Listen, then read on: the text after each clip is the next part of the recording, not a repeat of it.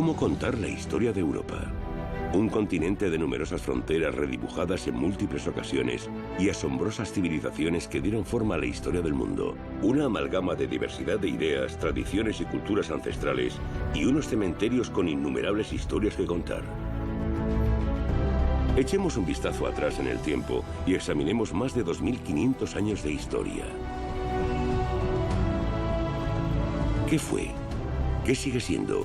¿Y qué le depara el futuro? Europa nunca ha estado unida. Es un continente de conflictos y cooperación. Su diversidad la ha hecho fuerte.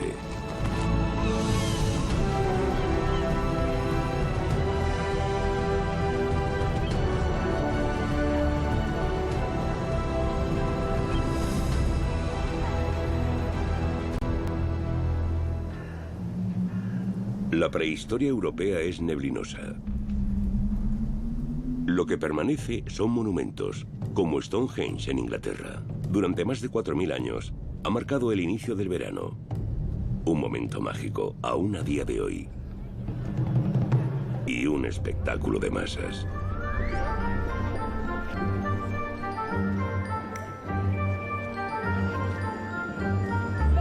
Pero no hay que dejarse cegar por los conjuros o su mágica aura. El origen de Europa no está en Inglaterra.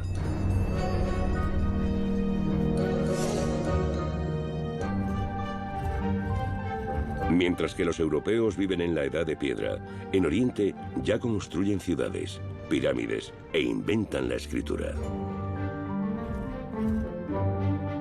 Europa es como un país en vías de desarrollo, con una excepción, Creta.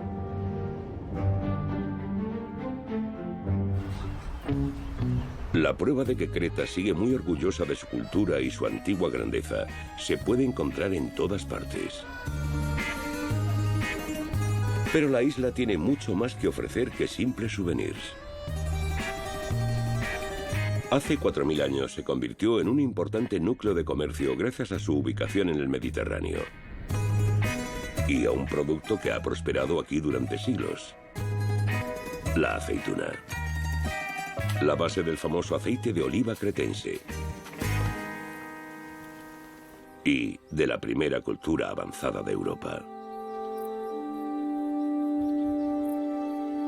Los frescos del Palacio de Cnosos nos hablan de la primera civilización europea, la civilización minoica. Su estilo de vida se convierte en un modelo para los griegos, quienes gobiernan Creta después de ellos. Europa se fundamenta en mitos, y si los damos por ciertos, todo comienza con un toro divino y una mujer noble de Oriente.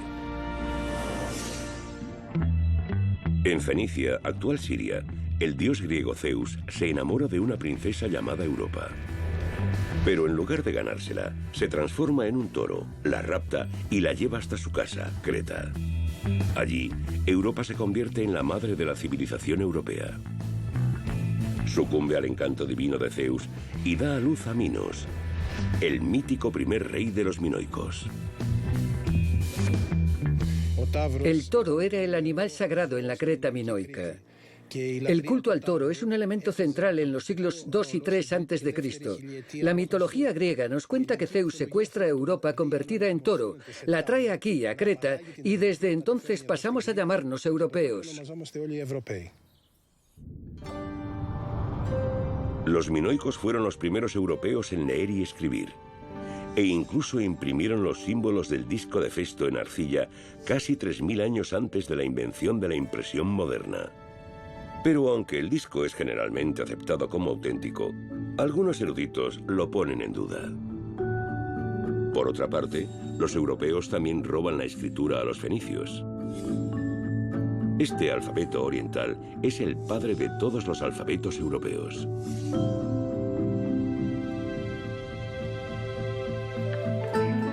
Solo con la invención de la escritura se pueden registrar los recuerdos. Esta dota de identidad a las civilizaciones y es indispensable para ellas, incluidas las europeas. La escritura es la primera prueba de unas raíces comunes. Su origen conecta a los europeos, a pesar de sus diferencias superficiales.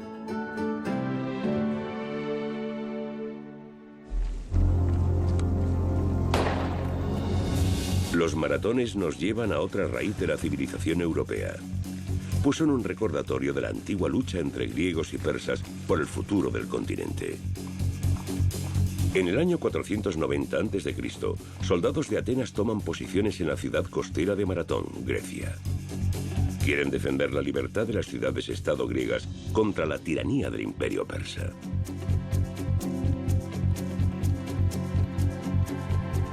En aquel entonces, Corinto, Esparta y especialmente Atenas competían por su hegemonía, pero el imperio persa se siente amenazado y la antigua superpotencia reacciona con un ataque preventivo. El enemigo común une a los griegos. Por primera vez se sienten europeos y por primera vez también llaman Europa a su hogar común. Es su nacimiento como comunidad de destino. La mejor defensa es un buen ataque. Con esta estrategia, los atenienses derrotaron a los persas. El futuro del continente se decidió entre el polvo de Maratón.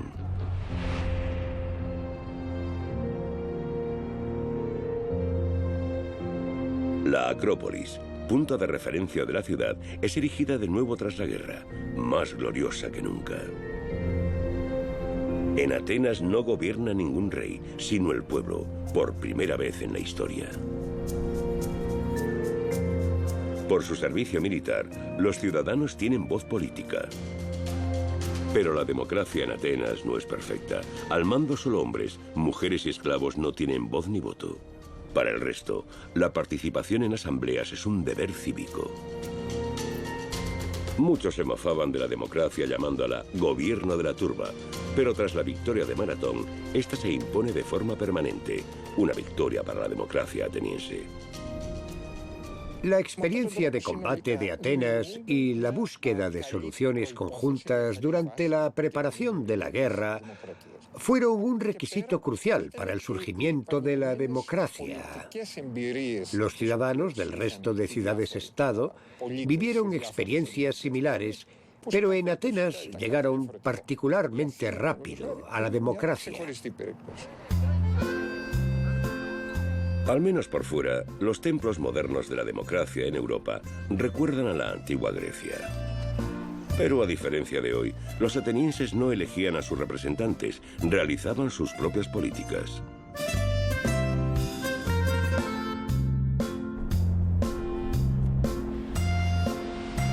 Solo en la democracia directa suiza acuden los ciudadanos de manera regular a las urnas.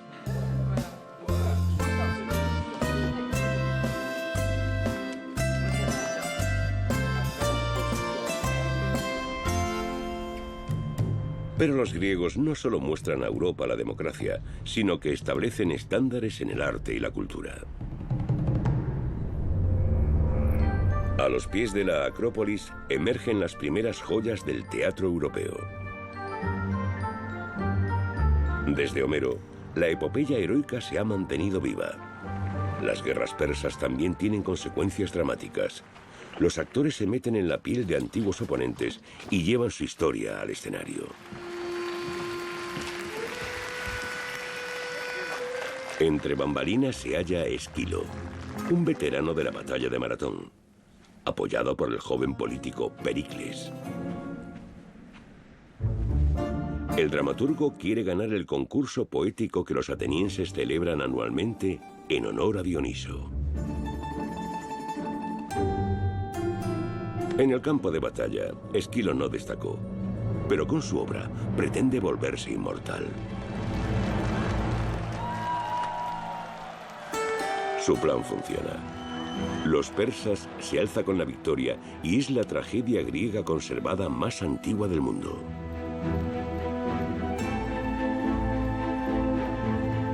Entre tragedias y comedias, los griegos enseñan al mundo a entretener. Incluso Hollywood recurre a los antiguos métodos de narración de historias. Como decía Aristóteles, el teatro purifica el alma. Las historias que se cuentan originalmente derivan de mitos. Tratan conflictos que no solo pueden ser resueltos por los dioses, sino también por los humanos. El mensaje de que hay soluciones para cada conflicto lleva a la sanación espiritual.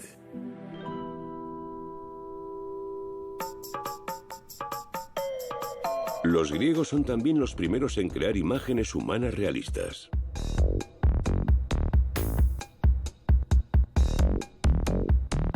Con medidas de modelos, las estatuas antiguas representan un ideal de belleza aún vigente, pero raramente alcanzado. Un patrón seguido a lo largo de los siglos por un desarrollo artístico constante. Casi demasiada belleza para ser real.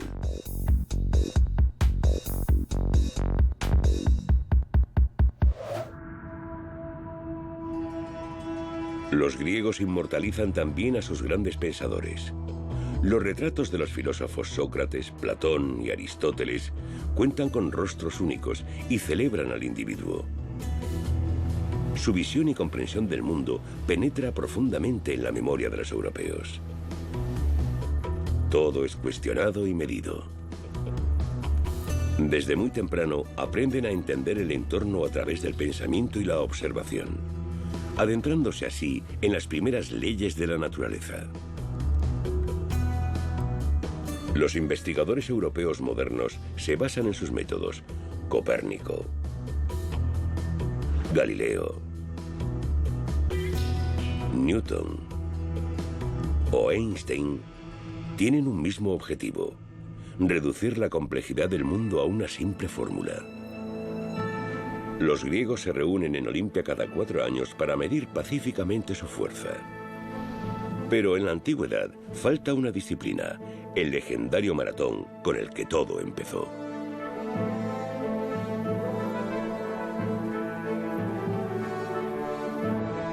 No fue hasta 1896 que esa larga y famosa carrera pasó a ser olímpica, en los primeros Juegos Modernos de Atenas.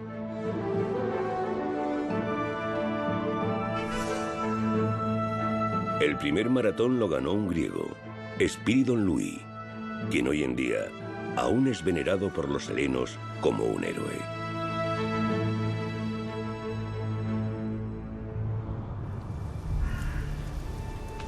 No obstante, las primeras Olimpiadas modernas se celebraron en Inglaterra, madre patria del deporte actual. En 1612, atletas de toda Albión viajaron a los Juegos Olímpicos de Cotswold, en el corazón de Inglaterra. Entre las competiciones se incluyen la esgrima y la caza de liebres.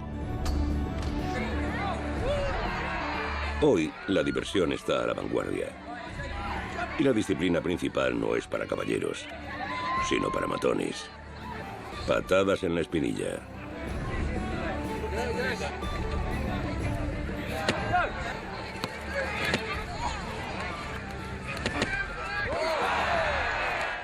¿Cómo sería un gran pateador de espinillas? Es difícil de definir. Obviamente debes tener tolerancia a un poco de dolor, o a una cantidad significativa de dolor a veces. Estar en forma, ser fuerte y ser ágil.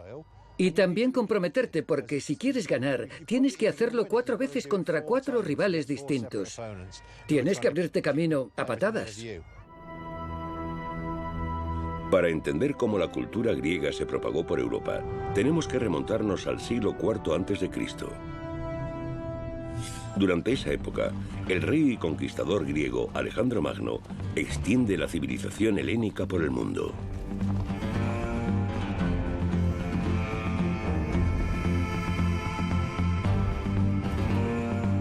Lucha contra los persas y se convierte en el primer europeo en gobernar un imperio, en Asia. Los griegos apenas sienten interés por Europa y establecen algunas colonias alrededor del Mediterráneo. Una de ellas es Masalia, la actual Marsella. En el siglo IV a.C., el explorador Piteas parte de allí para descubrir el norte de Europa. Para los griegos, los europeos del norte son bárbaros. El frío supuestamente los hacía perezosos e inútiles. Sin embargo, el nombre que les dieron era halagador: celtas o valientes.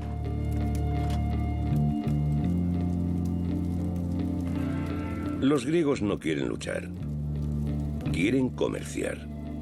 Y para ello, deben mostrar a los celtas su cultura.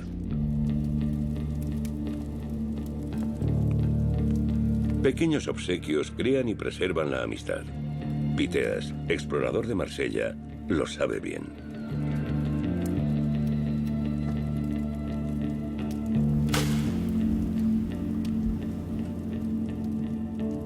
No siempre es fácil civilizar el salvaje norte de Europa.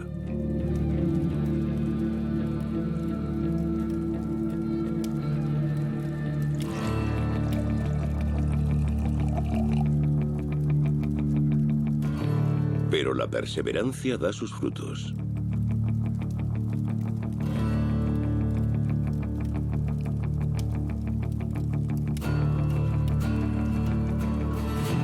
Los celtas adquieren el gusto por el estilo de vida mediterráneo y en especial por el vino griego.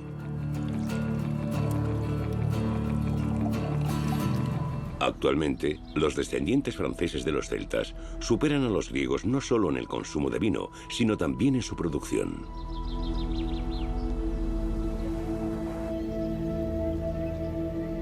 Siguiendo el ejemplo griego, los celtas construyeron las primeras ciudades al norte de los Alpes, más de 150 en toda Europa central. Una de las ciudades celtas más antiguas es Hoineburg, en el actual sur de Alemania. La Acrópolis y Hoineburg parecen mundos aparte. Sin embargo, desde la antigüedad, ambas ciudades han servido como vínculo entre las diversas culturas de Europa. Los celtas prosperaron en naciones modernas. Sus descendientes viven principalmente en Bretaña, Escocia, Irlanda y Gales, pero también tienen su propio sentido de identidad celta. Lo que los une a través de sus fronteras es su cultura común.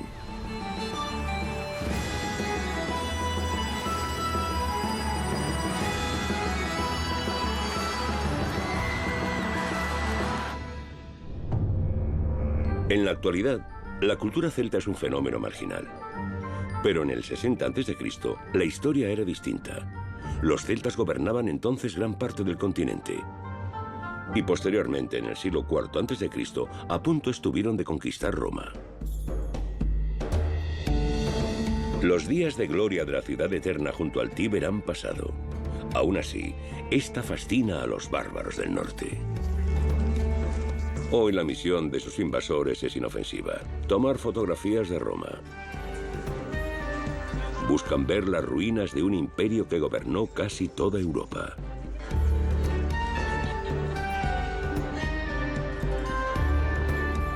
El modelo a seguir para los romanos son los griegos.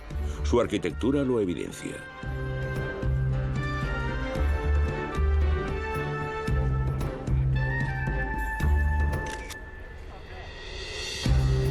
La prueba más asombrosa es el Panteón. Tras una fachada aparentemente griega, se halla una de las cúpulas más antiguas y grandes de Europa. Los romanos eran alumnos muy aplicados y se apoderaron deliberadamente del legado griego. Difundieron la cultura griega por toda Europa, pues los romanos reconocían la singular contribución de los griegos, ya fuera en educación, en literatura o teatro.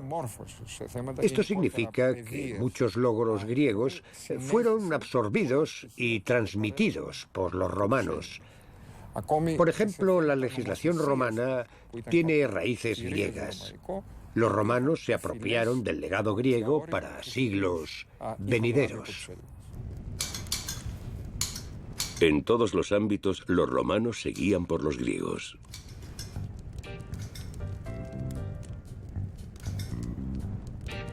Como Cayo Julio César en el siglo I a.C., quien predice un gran futuro para sí mismo y para Roma.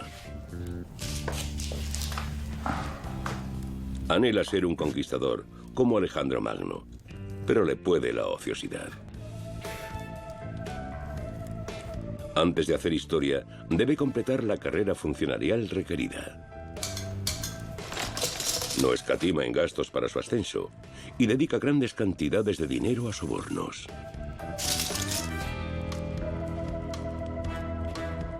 Lo que ahora necesita es una guerra para ganar estima y llenar sus arcones vacíos.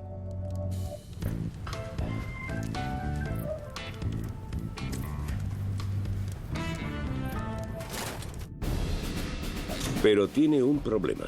Apenas queda nada por conquistar. Alrededor del Mediterráneo, sus antepasados derrotaron a sus competidores, excepto en el salvaje norte de Europa.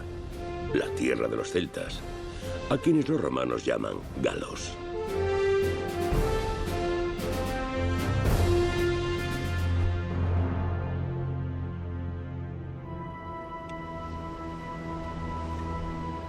En la actual Francia, el gobernante celta Vercingetorix se enfrenta a las legiones de César. Sin embargo, su postura ganadora es engañosa y el galo debe ceder. Tras 6 años de guerra, Vercingetorix se rinde y su pueblo, los galos, son integrados al Imperio Romano. César une Europa por la fuerza. Pero antes de lucir los laureles, debe aplastar a sus enemigos en Roma. Solo tras una dura guerra civil contra sus compatriotas podrá concentrarse en su objetivo: convertirse en el único gobernante de Roma. La sangre tiñe su camino. Por su ascenso, más de 1 millón de vidas pesan sobre su conciencia, pero César no siente remordimientos. Al contrario, no deja de celebrarlo con un desfile de la victoria. Una exhibición de poder. La multitud debe verlo como un hombre fuerte. Con este fin, presenta su mayor trofeo, Vercingetorix, a quien mantiene con vida para la ocasión. El propio César se viste como Júpiter, el mayor dios de los romanos. Y a su paso, llega una nueva idea a Europa, la idea del imperio. Hasta ahora, Roma había sido una república gobernada por la aristocracia, pero los senadores otorgan a César el control al nombrarlo dictador de por vida. César acaba ganándose no solo la fama, sino también numerosos enemigos, y es finalmente asesinado por adversarios políticos. Pero ni el tiranicidio puede salvar la república. El hijo adoptivo de César, Augusto, se convierte entonces en el primer emperador. Desde la época romana hasta el siglo XX, los gobernantes se inspiran en César, los cáiseres, los zares y otros emperadores. El dictador es el modelo de polémicos líderes europeos. Es constante en la historia de Europa el contraste entre la idea del imperio y la realidad pluralista de Europa que rechaza las ideas imperialistas. De modo que, al final, todos los grandes imperios europeos fracasan. Esto comienza incluso antes de que se pueda hablar de Europa como tal, con Carlomagno. Luego está el caso de Napoleón, y después el del último gran emperador de Europa, Hitler.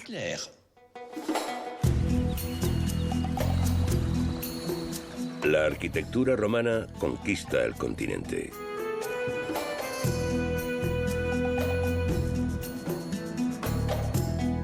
Los romanos traen su cultura del baño a Britania. En sus colonias se pueden disfrutar las ventajas del estilo de vida romano, incluso en las provincias. En gran parte del continente, el imperio deja su impresionante huella.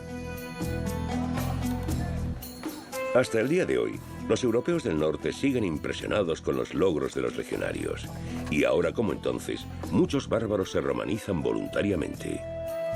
Como aquí, en el Festival Romano de Treveris. Pero los romanos tienen más que ofrecer que pan y circo. Ellos dan forma al sentido europeo de la justicia. Aplican la regla in dubio pro reo en caso de duda a favor del acusado.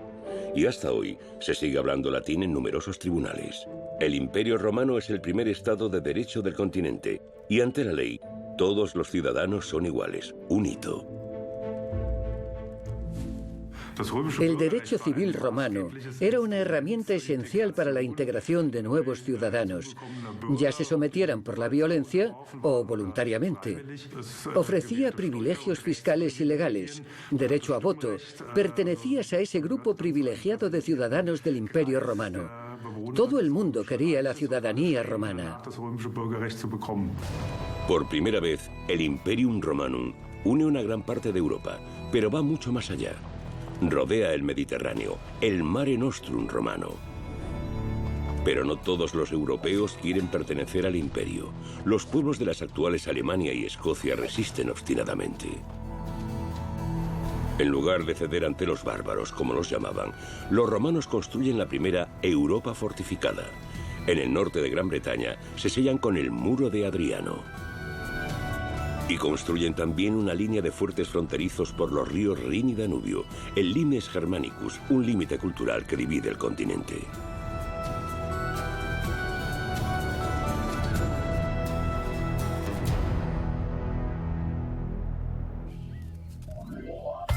Sin embargo, los bárbaros tienen mucho que ofrecer. En cuestión de moda y estilo, han llegado a adelantar a los romanos. Puede que la cultura de los baños romanos sea extensa, pero al principio no usaban jabón.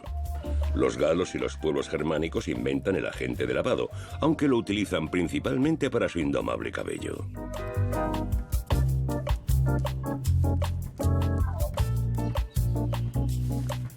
Sus camisetas y pantalones son prácticos y se adelantan a su tiempo.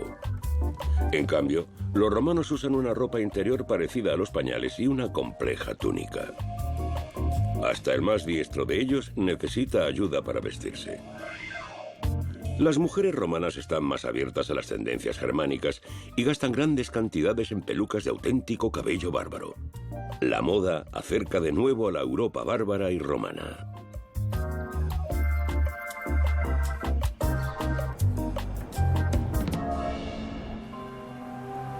Hoy, Europa es un continente de iglesias.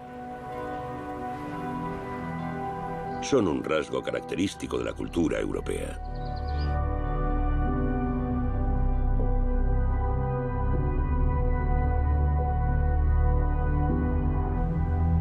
Pero la afirmación del cristianismo en Occidente es una larga historia. No comenzó en Jerusalén, sino en York, pues aquí, en el año 306 después de Cristo, Constantino el Grande es proclamado emperador romano. Hasta este momento, el imperio estaba dividido entre 4 emperadores, y en vez de en Roma, estos gobiernan desde el actual Milán, Tréveris, Sirmio y Nicomedia. Pero el cielo romano es aún más complejo. El más poderoso es Júpiter. El océano está gobernado por Neptuno, los campos de batalla por Marte, y Venus es la indiscutible reina de la belleza. Todo es distinto en Jerusalén, entonces capital de la provincia romana de Palestina.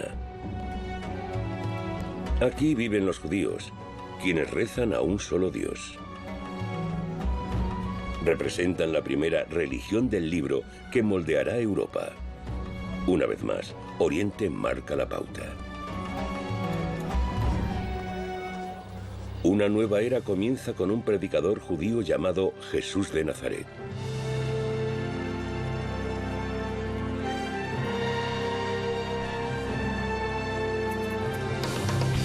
Su versión del monoteísmo causa confusión, pero no solo en el templo judío de Jerusalén. Sus propios discípulos lo entregan a los romanos, quienes lo crucifican. Y si nos fiamos de sus discípulos, Jesús despierta de entre los muertos y asciende al cielo. Pero allí es mucho menos tolerante que en la tierra. El Hijo cristiano de Dios no acepta competencia. Los cristianos caen en desgracia y son perseguidos y asesinados durante siglos, pues rechazan los cultos religiosos de los romanos y sus emperadores. Pero esto cambiará. El ascenso de Constantino al poder en el 306 después de Cristo marca un punto de inflexión. El cambio comienza con su madre, Helena. Pobres y débiles se convierten al dios cristiano, pero también acaudalados romanos como la madre del emperador. ¿Qué clase de Dios es ese que la gente está dispuesta a morir por él?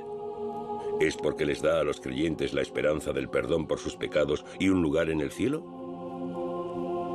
El mensaje cristiano de la caridad tiene también una fuerte atracción.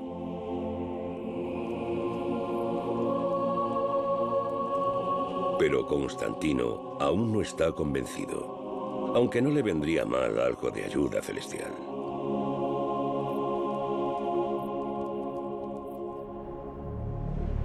Al igual que César, quiere convertirse en el único gobernante del Imperio Romano.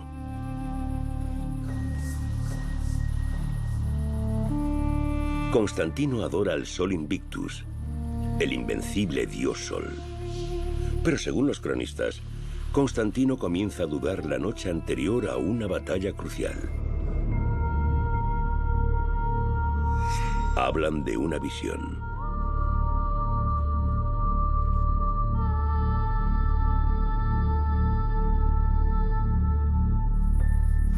El dios cristiano no lo abandona. Un solo dios, un solo emperador. ¿Será esta la fórmula del éxito? Su sueño lo guía. No es el dios Sol el que lo conducirá a la victoria, sino el símbolo cristiano.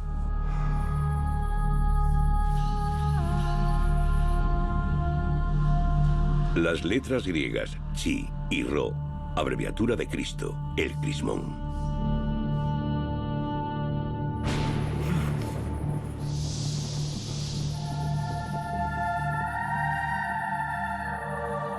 ¿Qué fue visión y qué realidad? Es difícil saberlo. Pero una cosa es cierta. En la inminente batalla no confía en el Sol Invictus, sino en Jesucristo. Un punto de inflexión en la historia de Europa.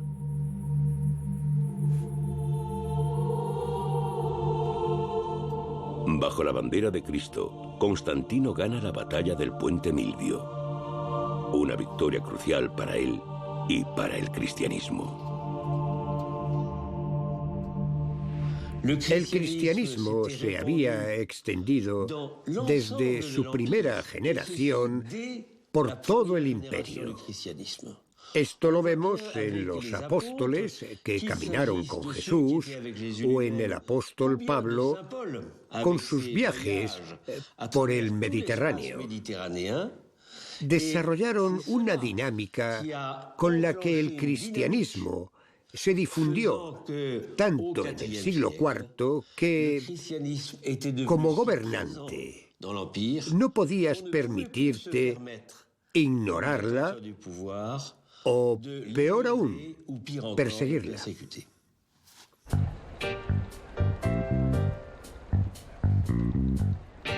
Como era costumbre en Roma, Constantino celebra su éxito con un arco de triunfo.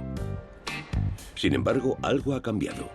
Por primera vez, la victoria no queda acreditada a Júpiter ni a Marte, sino simplemente a la inspiración divina. Al emperador poco le importa la humildad cristiana. Con una colosal estatua se inmortaliza a sí mismo. En la tierra lo recordarían, aunque no hubiera vida eterna en el cielo.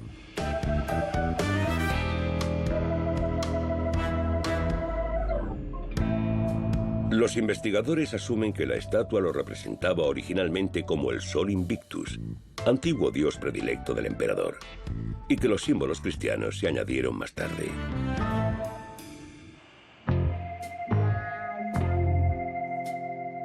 Constantino fomenta la construcción de iglesias como esta en su antigua capital imperial, Trèveris.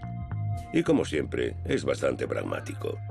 La basílica, utilizada por los romanos como palacio de justicia y mercado, se convierte en el prototipo de todas las iglesias cristianas.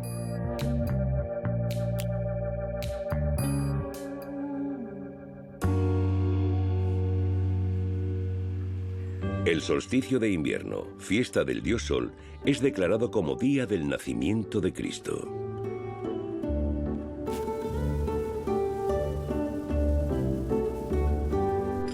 Constantino da a paganos y cristianos un motivo de celebración, incluso hoy.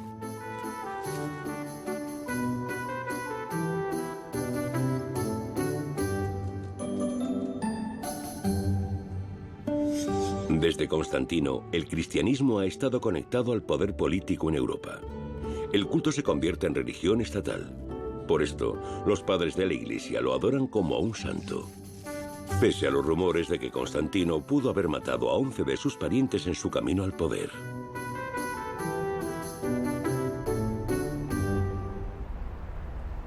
20 años pasan hasta que Constantino se convierte en el único emperador de Roma.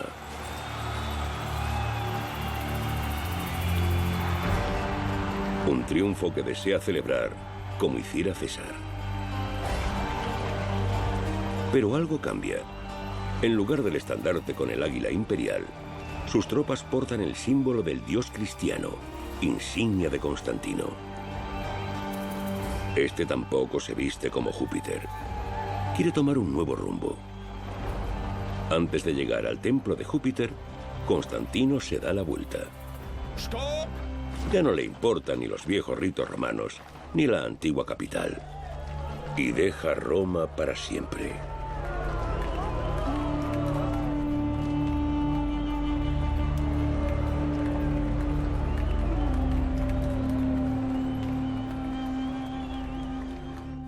Aunque ya lo estaba realmente, con Constantino el imperio quedó dividido en dos mitades, una latina y una griega. Y la verdadera capital no era Roma, sino Constantinopla, bautizada así por Constantino. Junto al Bósforo levanta su nueva capital, Constantinopla, la actual Estambul. El lugar donde Oriente y Occidente se encontraban fue una vez el centro de la Europa cristiana con la mayor iglesia de la antigüedad, Santa Sofía. Una extensión del cielo en la tierra construida por los sucesores de Constantino. Ellos son los que hacen del cristianismo la religión del Estado y llevan al Imperio Romano a florecer por última vez antes de perecer. En el siglo V, Roma se ve debilitada por la crisis interna, las guerras civiles y la a menudo citada decadencia tardorromana. La élite romana está embriagada por el lujo. El emperador no es ni un estadista ni un caudillo, sino un niño.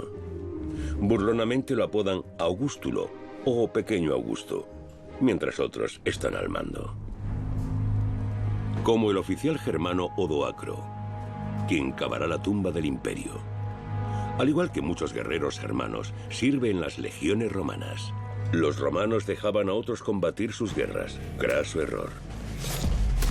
Y una noche, en el año 476 después de Cristo, los mercenarios toman el poder. El rumbo de Europa ha cambiado.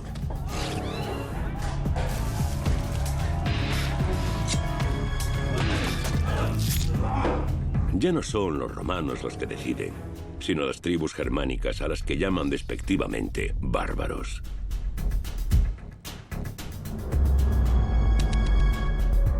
Pero ¿quiénes eran esas tribus germánicas? ¿De dónde habían salido? En el siglo IV invaden el Imperio Romano. Miles de godos, alamanes y francos cruzan el Rin y el Danubio.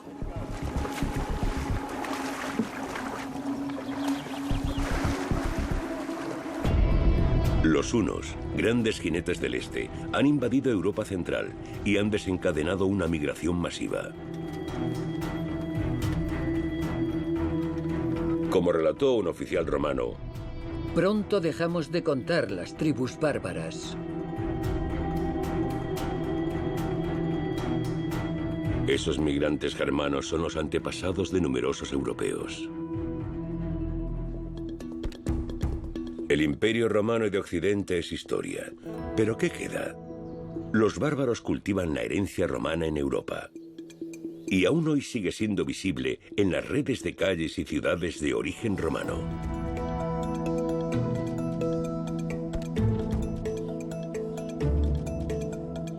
Y en los estadios modernos, donde los gladiadores actuales entretienen a la multitud. La herencia de los romanos sigue viva. Es inconfundible, como los arcos de triunfo de los monarcas modernos. Otras alusiones son menos obvias. Tanto en autoritarios modernos como en demócratas, ya sea en Europa o en otras partes del mundo, seguimos hallando recordatorios del Imperio Romano. Inmigrantes europeos modelaron la capital estadounidense, Washington D.C., al estilo de la antigua Roma. El monumento a Jefferson nos recuerda al Panteón. Y el Congreso y el Senado de Estados Unidos se encuentran en el Capitolio, el cual porta el nombre del antiguo centro cultural de Roma. Entre los siglos IV y VI, Europa se desmorona. Nuevas fronteras se dibujan violentamente, algunos pequeños reinos se desarrollan y las invasiones bárbaras dividen el continente en pequeñas secciones típicas de Europa. Más tarde, las tribus germánicas formarán muchas de las naciones modernas de Europa. Por ejemplo, los francos, la Francia actual, los anglos y sajones, Inglaterra, y los godos, España e Italia. Pero en el este, algunas zonas del Imperio Romano sobreviven. Los emperadores romanos en Constantinopla se convierten en ejecutores del patrimonio romano. Rómulo Augusto ha sido derrocado. Y el guerrero germano Odoacro es coronado rey de Italia.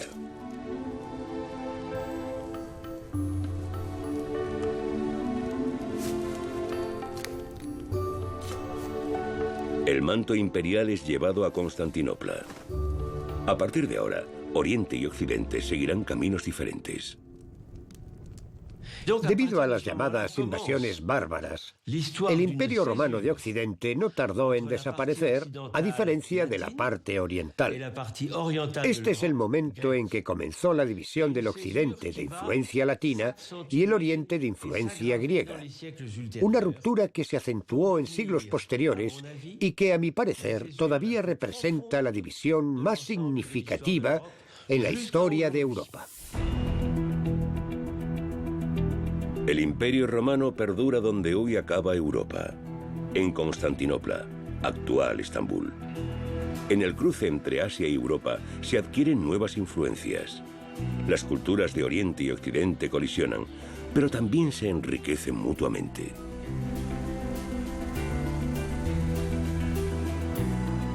Estambul es ahora islámica, pero durante 1000 años fue el centro oriental del cristianismo. La cultura griega, el arte de gobernar romano y la fe cristiana se funden en la singular cultura del Imperio bizantino, heredero de Europa en el este. En el siglo VI es gobernado por uno de los padres de la Europa moderna, el emperador Justiniano I. No es aristócrata, sino hijo de granjero.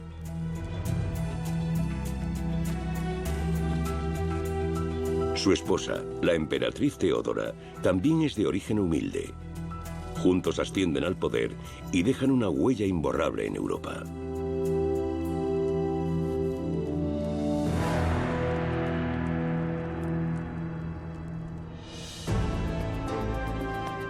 El resto del continente miraba a Constantinopla con asombro. Innumerables palacios, iglesias repletas de oro. Durante siglos, Bizancio marca la pauta en las artes y las ciencias europeas. Sus tierras están protegidas contra intrusos. Un elaborado sistema de fortalezas las protege de sus enemigos orientales, persas, hunos y árabes.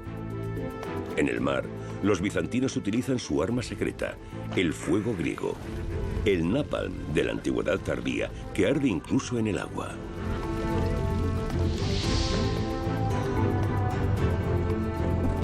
Protegidas por el Imperio bizantino, las tribus germánicas del oeste pueden prosperar.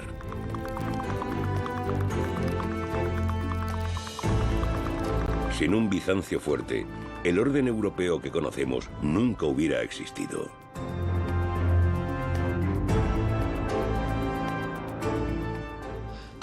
Tras la caída del Imperio Romano de Occidente, Constantinopla seguía siendo la gran metrópoli que había sido. Era la ciudad más grande, la fortaleza más grande, hasta que fue conquistada por los otomanos. Aunque Constantinopla se aísla de las potencias extranjeras, su cocina es cosmopolita. Situada en el centro de las principales rutas comerciales, los europeos conocen aquí exóticas especias. La ciudad se convierte en la cuna de la cultura alimentaria europea.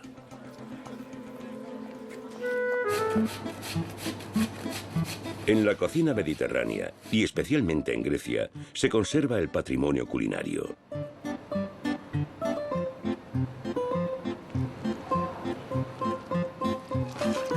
La canela, el comino, el cilantro, las hojas de parra rellenas y la berenjena forman parte de la herencia bizantina.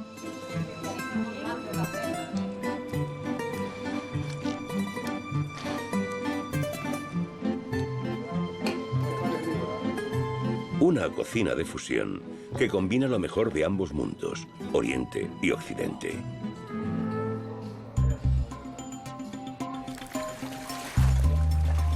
Incluso en la moda, Bizancio lleva la delantera con el monopolio del teñido en púrpura, tinte que se obtiene de la secreción del caracol.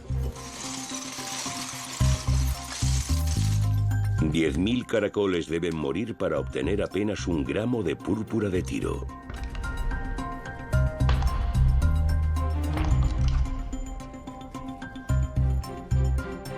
Un lujoso color rojizo que vale su peso en oro. Desde Julio César, el púrpura real es el color del poder y solo el emperador puede lucirlo. En cuanto a la moda, Oriente y Occidente están de acuerdo. Incluso los gobernantes germanos se visten del mismo color púrpura de pies a cabeza.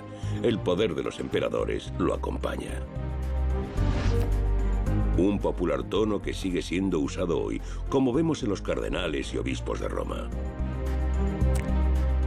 En el siglo VI después de Cristo, el emperador Justiniano arrebata el Mediterráneo a las tribus germánicas. El sur de España, Italia y el norte de África vuelven a su dominio. Europa no solo vuelve a crecer políticamente, sino que también desarrolla un código de leyes. Para gestionar la mancomunidad bizantina, Justiniano simplifica y condensa el derecho romano. El Codex Justinianus se convertiría más tarde en la base de las leyes actuales.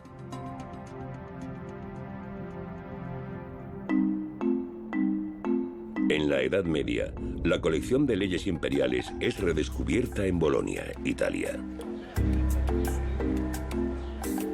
Para estudiar los textos, se funda en el siglo XI la universidad más antigua de Europa, atrayendo a estudiosos de todo el continente. Un hito en el camino hacia la Europa moderna. Hasta hoy, los europeos siguen conectados por normas jurídicas comunes. La distribución del Código de Justiniano por parte de la Universidad de Bolonia introdujo una matriz uniforme en Europa, una base sobre la que se crearon las legislaciones nacionales.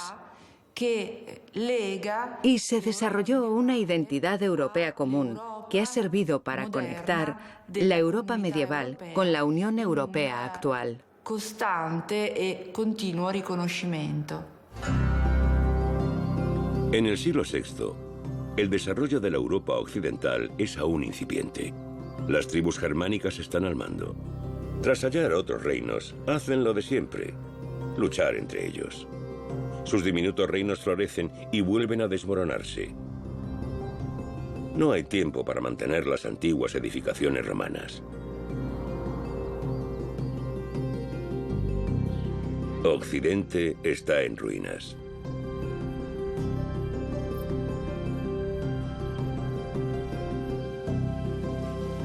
Los bárbaros se retiran a los bosques.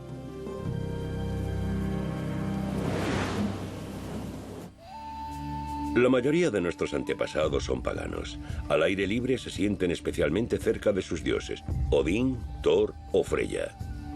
Y los árboles son sagrados.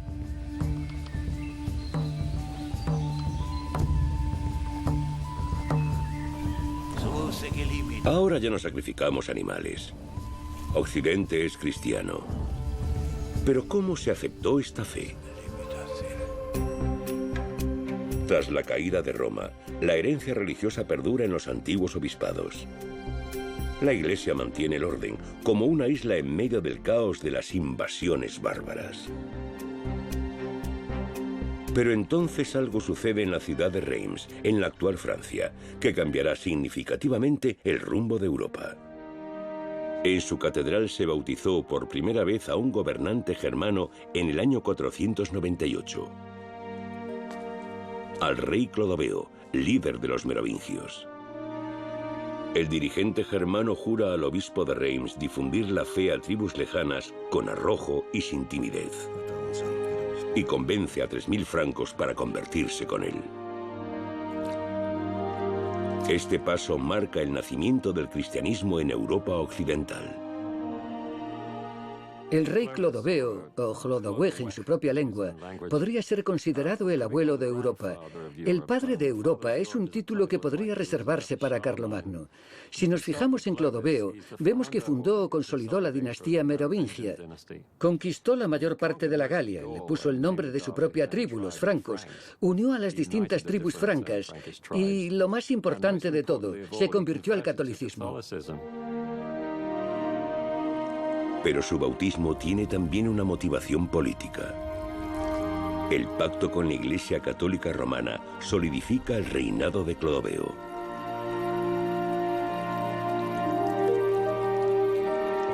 El cristianismo se convierte en una banda unificadora en Europa y también entre Oriente y Occidente.